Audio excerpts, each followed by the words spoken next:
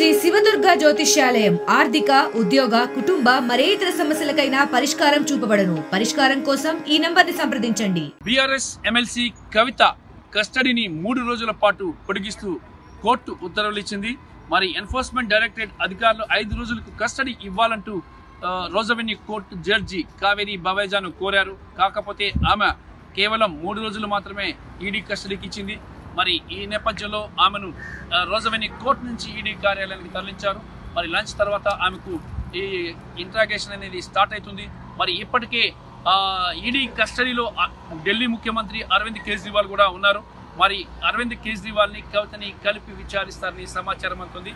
అయితే ఈ రోజు కోర్టులో జరిగిన వాదనలు కానీ మనం పరిశీలించినట్టుగైతే మాత్రం కవితకు సంబంధించి ఈడీ చాలా స్ట్రాంగ్గా వాదించింది. కవిత కింగ్ పిన్గా ఉన్నారు ఇందులో. అలాగే సౌత్ గ్రూప్ నుంచి భారీగా ముడుపులు చెల్లించారు, మనీ లాండరింగ్ చేశారనడానికి తమ వద్ద ఆధారాలు ఉన్నాయి అని చెప్పేసి ఎన్ఫోర్స్మెంట్ డైరెక్టరేట్ స్ట్రాంగ్గా వాదించింది. కవిత కుటుంబీకులు ఎవరు కూడా సహకరించట్లేదు దర్యాప్తుకి. కవిత కుటుంబీకులు దీనికి సంబంధించి టోటల్గా కూడా ఈడీ విచారణకి సంబంధించి ఎలాంటి సహకారం లేదు, కవిత కూడా సహకరించట్లేదు ఈడీ విచారణకు అని చెప్పేసి కూడా ఎన్ఫోర్స్మెంట్ డైరెక్టరేట్ కూడా చెప్తుంది. మరి ఈ నేపథ్యంలో ఎన్ఫోర్స్మెంట్ డైరెక్టరేట్ ఇచ్చిన సమాచారం, అలాగే ఇప్పటిదాకా 5 రోజుల పాటు ఆమెను విచారించారు. మరి 5 రోజులు జరిగిన విచారణ దర్యాప్తులో పురోగతిని కూడా ఎన్ఫోర్స్మెంట్ డైరెక్టరేట్ అధికారులు కోర్టుకు విన్నవించారు. మరి కోర్టు అన్ని విన్న తర్వాత ఆమెకు 3 రోజుల కస్టడీకి ఇచ్చింది ఈడీకి. మరి ఆ 3 రోజుల కస్టడీ తర్వాత మళ్ళీ కవితను రోజవెన్యూ కోర్టుకి హాజరుపరుస్తారు. రోజవెన్యూ కోర్టు జడ్జి కావేరి బవేజా ముందు హాజరుపరుస్తారు. ఆ తర్వాత మరి సిబిఐ కూడా వస్తుందంటున్నారు. మరి సిబిఐ కూడా వస్తే సిబిఐ మరో 7 రోజులు కూడా కస్టడీ అడిగే అవకాశం ఉంది. మరి సిబిఐ 7 రోజుల కస్టడీ తర్వాత ఆమెను రిమాండ్కి విధించే అవకాశం అయితే ఉంది. ఈ ప్రాసెస్ అంతా కూడా చూసుకున్నట్టుగైతే కవితకు బెయిల్ రావడానికి మరో 1 నెల రోజులు పట్టే అవకాశం ఉందని న్యాయ నిపుణులు చెప్తున్నారు.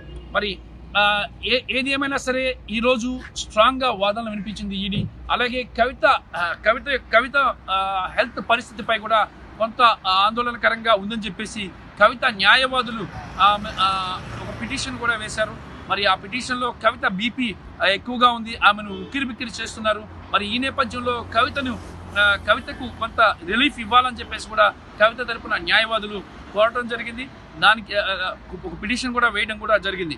మరైతే కవిత హెల్త్పై ఈడీ లాయర్లు కూడా చెప్పారు, డైట్స్ ఇస్తున్నాం, మంచి మెడిసిన్స్ ఇస్తున్నాం, అలాగే డాక్టర్స్ అడ్వైజ్ మేరకు ఆమెకు రెస్ట్ ఇస్తున్నాం, అలాగే అన్ని విధాల ప్రోటోకాల్స్ ఏవైతే ఉన్నాయో అన్ని ప్రోటోకాల్స్ కూడా ప్రకారం ముందుకు వెళ్తున్నామని చెప్పేసి ఈడీ న్యాయవాదులు కోర్టుకి చెప్పడం జరిగింది.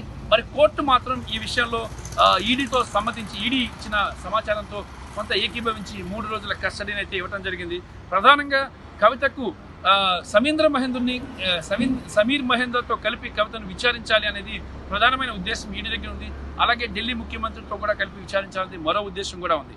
ఈ నేపథ్యంలోనే కవిత కస్టడీని 3 రోజుల పాటు 5 రోజుల పాటు పొడిగించాలని చెప్పేసి ఎన్ఫోర్స్మెంట్ డైరెక్టరేట్ అధికారులు ఇంకా కోరటం జరిగింది న్యాయస్థానాన్ని. న్యాయస్థానం మాత్రం 3 రోజులు ఇచ్చింది.